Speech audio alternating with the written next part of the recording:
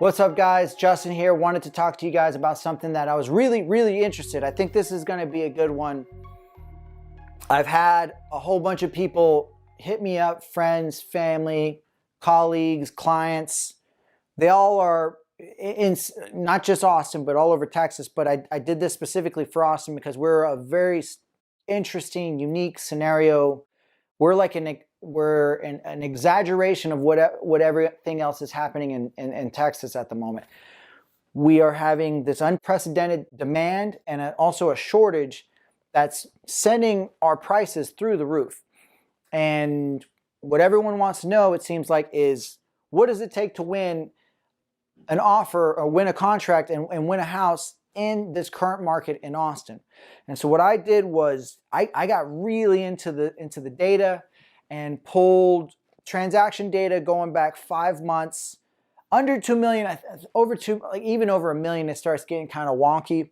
But I went under 2 million, 150 days, single family only, and looked at some real basic specs, but aggregated over region, over time, over days on market, how quickly is it selling, and checked the change from list price to close price. And there's some really interesting takeaways that I think are worth sharing with you guys, because you want to know, if you're in the market, you want to know what's going to take to win. And not just win, but also not waste your time. Because let's say you're in one of those neighborhoods where they're going 10, 15, 20% over list every single time, and you're the person throwing 10K, 20K over list, and they're going 100K over list. You'd want to know that, right? Like, you don't want to waste your time and get your hopes up and all that stuff. So let's get into it. I'll talk about the takeaways. I'm gonna take us to a spreadsheet and we'll dive into it. So if you're an Excel nerd, you guys are gonna love this one. Okay, so let me give you guys a little bit of an overview on this stuff. I pulled sales data for Austin in the past 150 days, under $2 million, specifically only single family, so we excluded condos. We tried targeting your typical single family situation. Most of them. I mean, if you're going over 1 million, you're still in the minority, but we included it in there. It's still worthwhile data. I didn't pull that much data. I got the transaction, I pulled the zip code. So I did a report. I did an aggregation on zip code. I don't like the MLS data. I think zip codes are way easier. I aggregated on sales, square foot, or not square foot, list price per square foot, list price, the close price, a close price per square foot. So these relate to each other, list price and close price as well. And then the deltas between these. So the change in the dollar per square foot, the change in the percentage of the list. These are kind of redundant, honestly, the percentage change, because the percentage change between the dollar per square foot and the sales price should be identical. Now, the other one is the delta and the change in the sales price. And then, I pulled some of the aggregations for everything right here. And I did a couple slices of the data in a few tabs, and I'll try to go through these in a way that makes sense, but I wanted to at least identify what this information is.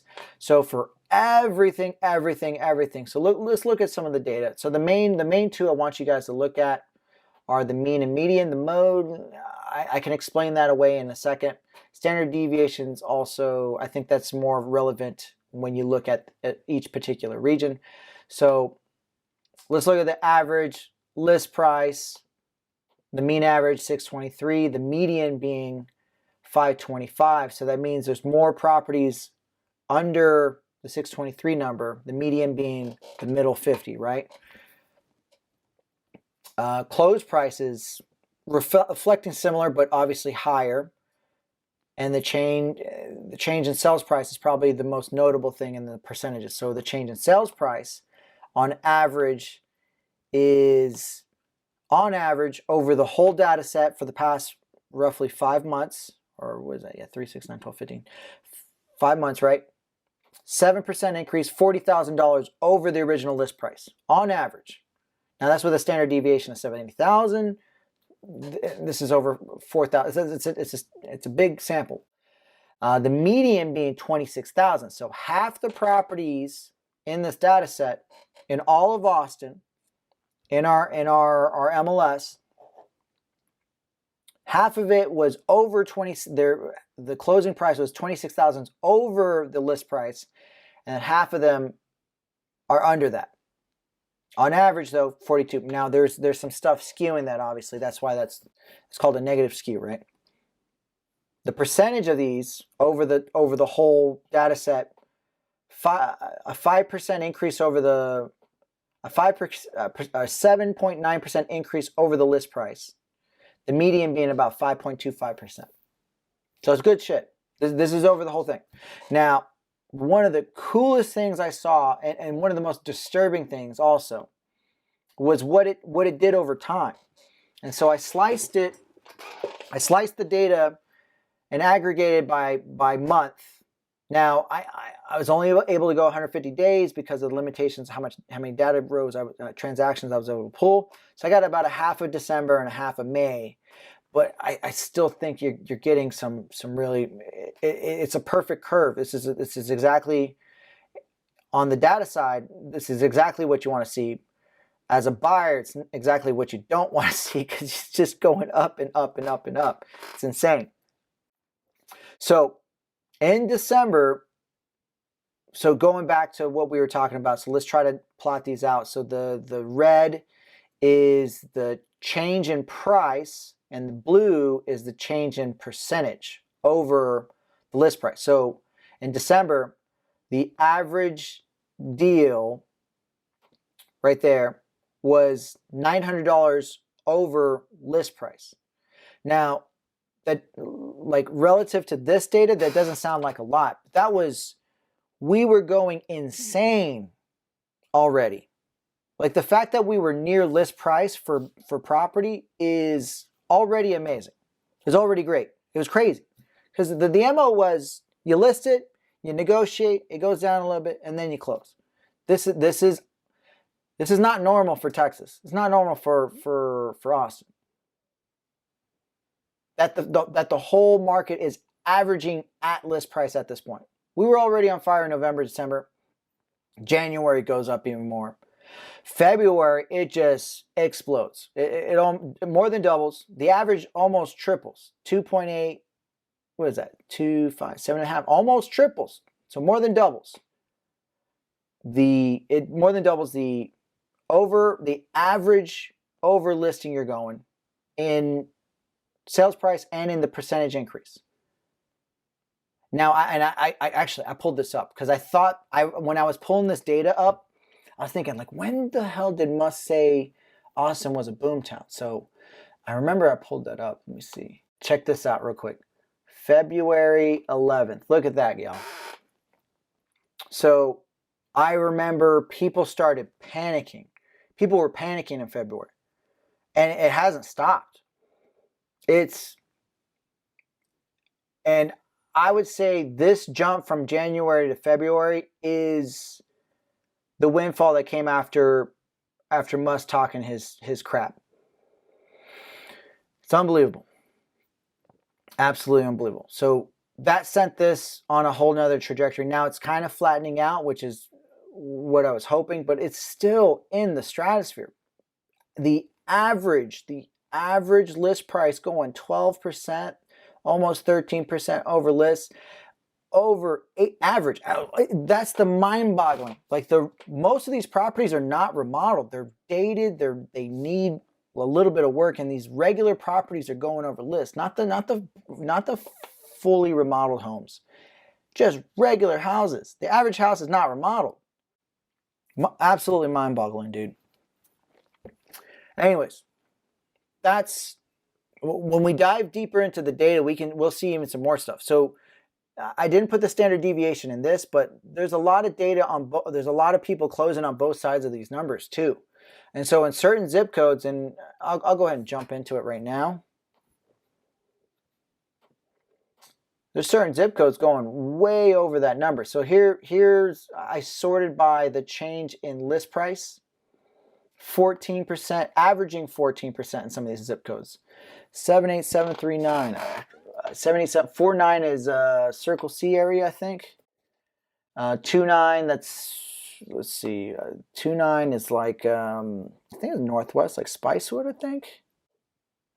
Yeah, oh, Jollyville. So that would be like almost to Cedar Park. 7739, I think, is Northwest as well. Oh, no, that's down south. So that's down south. 49, we just talked. 29 is almost to Cedar Park. 49 is also south. So the zip codes with the good school districts, basically. All these are all Western zip codes. It looks like. It's crazy. Let's sort on the average sales price. Average deals going over. Ugh, unbelievable. That's incredible. Average sales price of $100,000. And I'm sure, yeah, what's the standard deviation? So plus or minus 86,000 on both sides of these deals. On over 106,000. Yeah, speechless. That's that like Circle C South area. Okay, so that's zip code. This is also pretty interesting. This is the distribution of the sales price, the change in sales price. So this is like a 5-period average, so a rolling average. You can see most properties are selling at list price. It's a bit of a, what's the word I'm looking for? An outlier. It's a bit of an outlier. But I can explain some of it, but most people, I think there's just this bias to go with what's already set. But then I do think a portion of this is laziness by the realtors, and I'll explain that shortly. So positive skew again. Look at that. Most of these are above 0. Look at that. And so it's incredible. Okay, so this is also related to the change in price distribution over here. What this is so the left column is days on market. This is the average sales price, average change in the sales price by percentage. So, you know, if your property closed in 2 days, on average, it closed 12%, 12.9% over the original listing price. So what you see here, maybe I would have been better off doing a line graph, but you see here is it pops up, so 0 days on market, then it pops up and spikes around 3 to 6 days. And then after that, it starts tumbling, and then it's kind of random, but most of these are negative. So what this tells me is like, you know, if you don't sell your house in 2 weeks, you're gonna, and that's the MO in this current market. That's what people think. It's like if it's been sitting for 2 weeks, people think, what is wrong with this property? Why does no one else want it? People start getting like that. Now, a really interesting piece that I want to zoom into is why does it peak after 0 days of market? And I think I know why. Now, if it closes, if an agent lists the property and puts it pending on 0 days on market, he's not prioritizing the seller. He's just trying to take the best acceptable offer and connect it and move on. Okay? He's not doing multiple offers. He's just getting the first acceptable offer and moving on. And that's why it sits so freaking low. Okay? The guys, the agents, and there's a lot of them.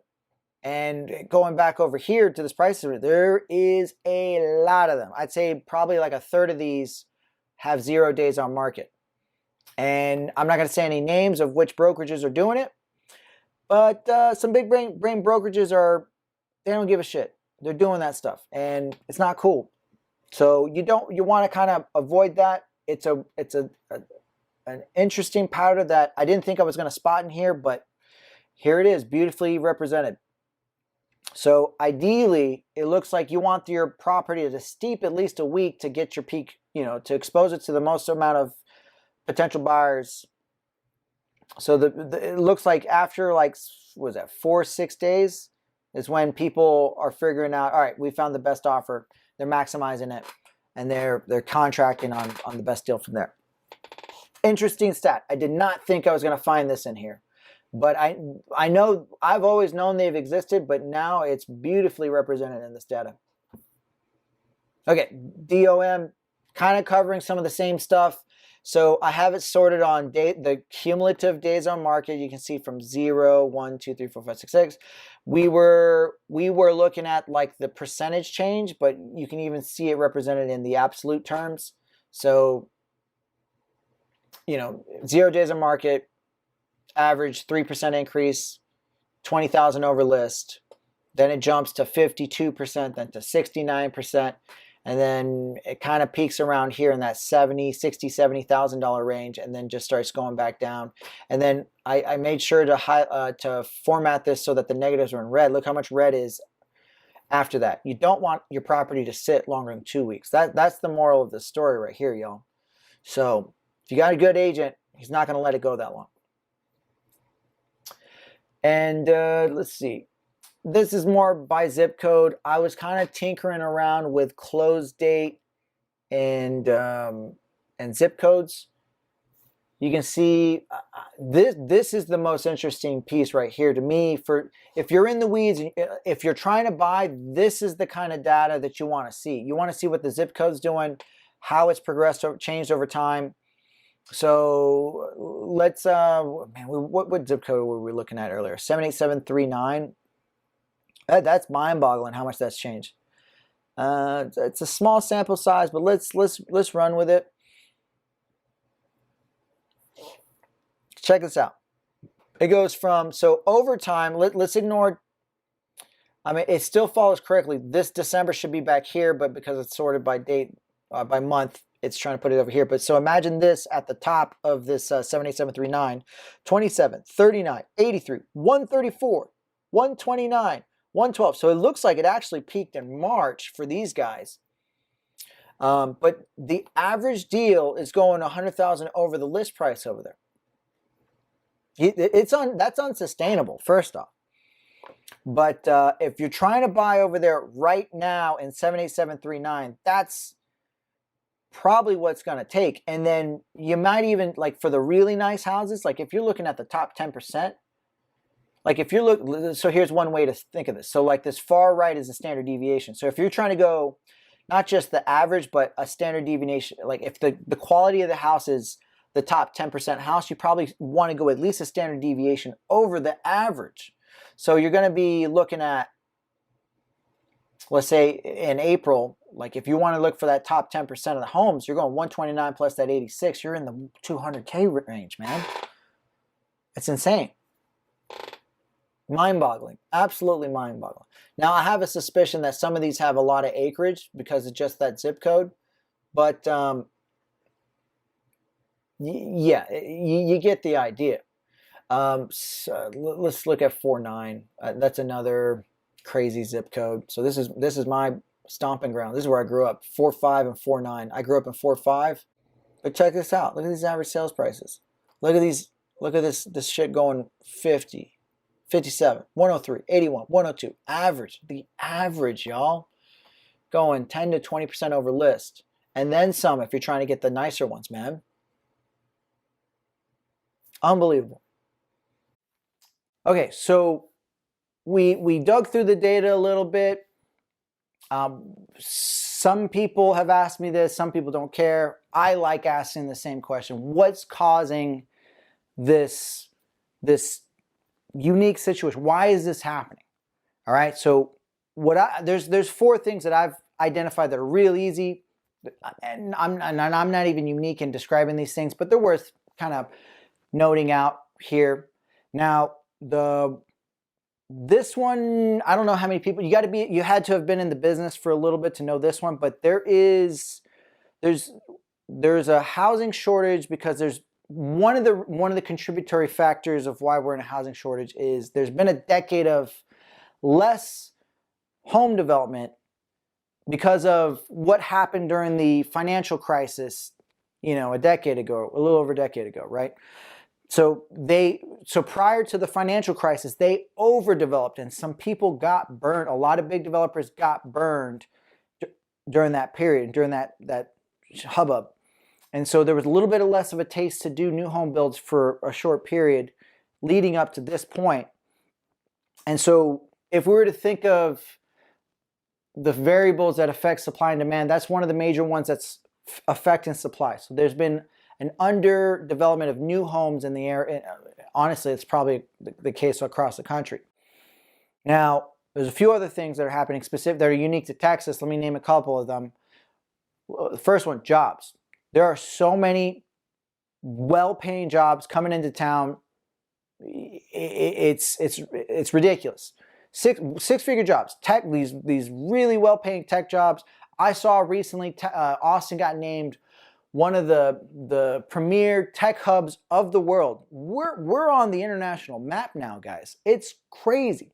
And so we got Fortune 100 companies dropping their headquarters or one of their major office locations in Austin, and not just Austin, DFW, San Antonio, Houston, all over Texas. We're a tax-friendly state. And some of these other states have pushed their hand to a point where like, it's not worth it anymore. Let's just go pack our bags and move over here. And so there was thousands of jobs, thousands of six-figure plus jobs that are coming to town that are supporting, that afford these $500,000 homes. And the fewer and fewer houses, the more and more money chasing the fewer and fewer houses, it's just going to drive the house up. And so that's another one of the effects. Next one. So the things that are chasing the jobs are the people. Texas is I don't know if this is true. I'll put a screenshot if it's true. We're one of the fastest growing states in the country. Austin's one of the fastest growing metro areas in the country as well, specifically. And when you have more and more people, that's literally one of the main components of demand. It's just if there's more money chasing fewer and fewer things, you get an imbalance of the price elasticity, and it shoots the price up. Okay, so that's another one of the things screwing with the demand, right? Last one, this one's countrywide. Fed has been keeping our interest rates at this not unprecedented. This happened a decade ago, right? But we're back down to, for the second time in our lifetimes, to ridiculously low interest rates. And so the interest rates being low and the Fed messing with our bond yields has kept our mortgage rates at this ridiculously low level. And the lower the interest rate, the more buying power every single person does. So like if, I forgot what the ratio is, but the more like every interest rate allows you for every point. So like if you were trying to buy a $500,000 house, you were qualified for a $500,000 house with a 4% interest rate. And now that the interest rate drops to 3%, now all of a sudden you can afford more than a $400,000 house. Now you can afford a $450,000 or maybe a $500,000 house. That's what I'm describing. So everyone's buying power increased, which is another variable that's being added to this supply-demand perfect storm that's creating this soup of craziness that's happening right now. So those are kind of like the no-does. So everybody on my team, they're going to get copies of these markets for their respective areas that they're working, and they're going to know exactly what wins in every market. Okay, so I don't think I've seen anybody doing what we just did, and you're more than welcome to work with any of our guys. If you have any questions for me, let me know. I'm more than happy to share any of this information for you guys. But my name is Justin. My company is called Texas Ally, and yeah, I'll catch you guys on the next one.